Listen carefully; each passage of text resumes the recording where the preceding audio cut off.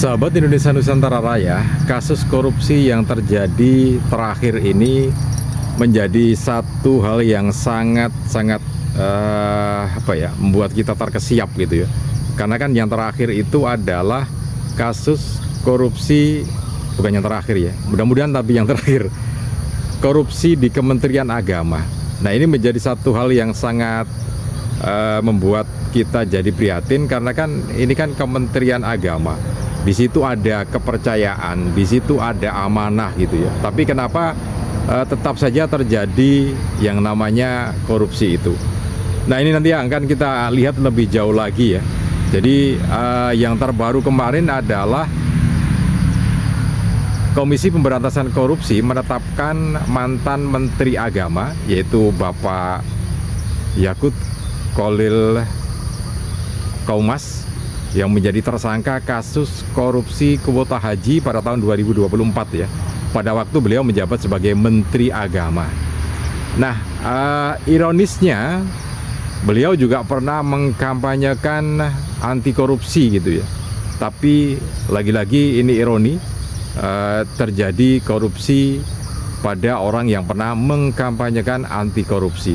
Oke, nanti akan kita lihat lebih jauh lagi informasinya. Jadi untuk Anda yang baru saja bergabung, jangan lupa tekan tombol subscribe-nya terlebih dahulu, kemudian tekan tombol loncengnya, supaya nanti kalau kita update terbaru informasi video dari channel ini, Anda akan mendapatkan notifikasi yang pertama kalinya ya. Dan jangan lupa juga tekan tombol like, kemudian share video ini ke teman-teman Anda. Siapa tahu teman-teman Anda juga sedang membutuhkan informasi terkait dengan hal-hal yang berbau korupsi semacam ini sebagai data ataupun yang lainnya. Oke, kita lanjut lagi tentang kasus korupsi yang menimpa Kementerian Agama ini. Jadi nampaknya Komisi Pemberantasan Korupsi (KPK) ini masih menggunakan tradisi lama Jumat Keramat ya, apalagi kemarin Jumat Legi ya. Jadi pada waktu itu Komisi Pemberantasan Korupsi menetapkan Menteri Agama, mantan Menteri Agama di era Bapak Joko Widodo, yaitu Yakut Kholil Qaumas menjadi tersangka dalam kasus korupsi kuota haji. Nah, bagaimana kasus korupsi kuota haji ini? Kenapa bisa dikorupsi gitu ya? Dan bagaimana ceritanya? Jadi begini, pada tahun 2024 yang lalu, pemerintah Arab Saudi menambah kuota untuk jamaah haji dari Indonesia. Tambahannya cukup besar, 20.000 jamaah. Nah, semestinya berdasarkan undang-undang yang ada, pembagian kuota haji atau kuota jamaah haji yang baru, tambahan dari pemerintah Arab Saudi itu adalah 92% itu untuk haji reguler. Haji reguler itu ya haji yang nunggu lama itu ya. Ada yang nunggu 20 tahun, ada yang nunggu 25 tahun, ada yang nunggu... Nah, itu haji reguler, haji biasa itu. Mestinya itu dapat kuota 92% dari tambahan kuota haji yang diberikan oleh pemerintah Arab Saudi. Nah, yang 8% itu mestinya diberikan kepada jamaah haji plus ya, haji plus. Jadi pembagiannya seperti itu, 92% untuk jamaah haji biasa reguler, 8% untuk jamaah haji plus. Nah, tapi oleh Kementerian Agama ya, waktu itu dipimpin oleh Bapak Yakut Kholil Qaumas ini, membaginya rata. Jadi 10.000 untuk jamaah haji reguler dan 10.000 untuk jamaah haji plus. Nah, ini yang disinyalir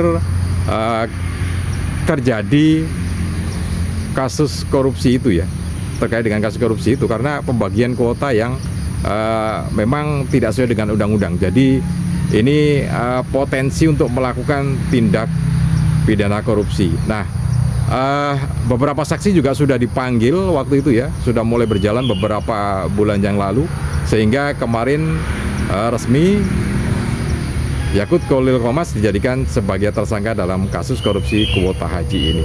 Nah, yang menarik lagi, sepertinya kasus korupsi ini terus mendarah daging ya. Meskipun saya juga berat menggunakan kosakata korupsi yang mendarah daging atau membudaya, karena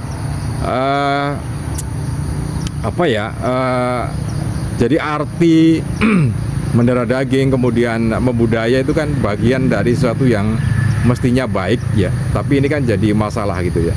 Nah, kenapa begitu ya? Karena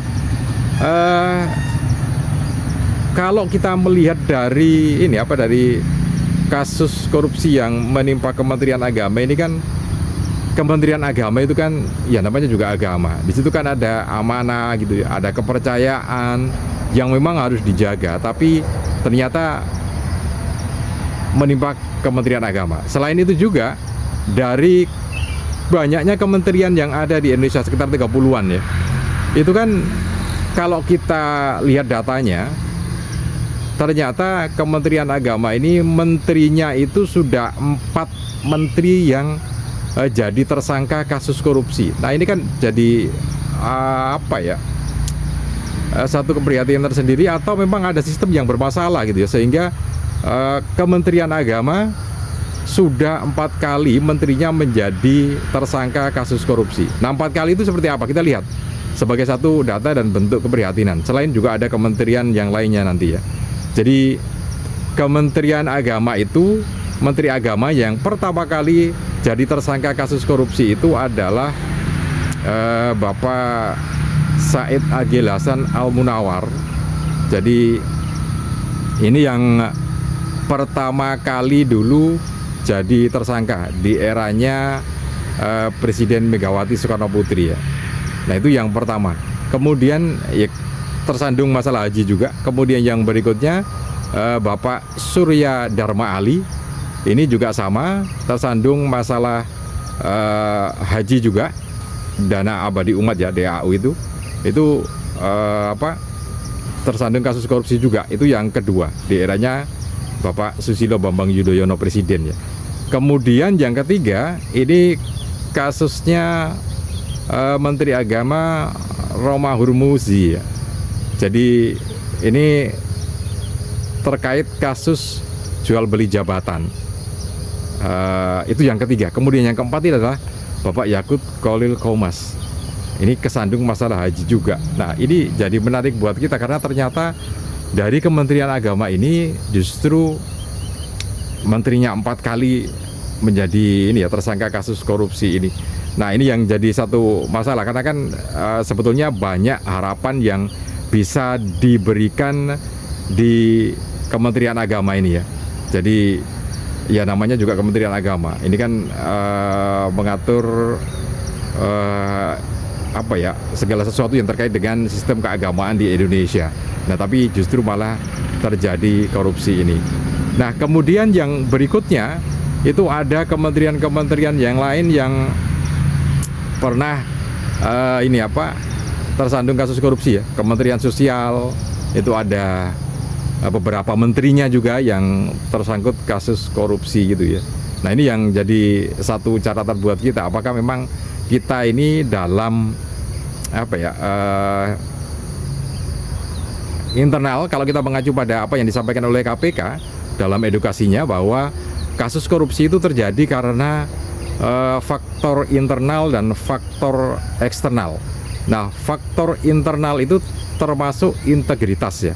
Jadi seseorang itu ketika menjadi tersangka dalam kasus korupsi tentu jadi satu telaah bahwa integritas yang bersangkutan ini memang kurang bagus terhadap bangsa dan negara. Karena kan bagaimanapun juga ketika seseorang itu dijadikan sebagai pejabat pemerintah, itu kan otomatis mestinya sudah melalui proses seleksi dan juga berbagai asesmen yang menjadikan dia sebagai seorang pejabat. Nah, pejabat kan mestinya punya integritas ya. Nah, itu dari satu sisi saja, bahwa seseorang yang menjadi tersangka kasus korupsi tentu integritasnya terhadap bangsa dan negara ini dipertanyakan. Bagaimana mungkin seorang ini bisa jadi seperti itu, padahal kan pejabat gitu ya. Nah, berikutnya adalah faktor eksternal. Nah, satu di antara sekian banyak faktor eksternal itu adalah bagaimana kondisi di lingkungan kerjanya, di lingkungan sekitar itu yang membuatnya jadi bertindak atau berperilaku menjadi orang yang korupsi atau koruptor. Nah, ini satu di antara sekian banyak penyebab kenapa kemudian seorang itu menjadi koruptor ya. Melihat dari apa yang disampaikan oleh KPK. Oke, mudah-mudahan ini bisa jadi telaah, jadi pelajaran buat kita semua untuk membuat keluarga kita lebih punya integritas ya. Punya integritas terhadap kemanusiaan itu sendiri, universal, kemudian juga bangsa dan negara. Salam dan sukses selalu.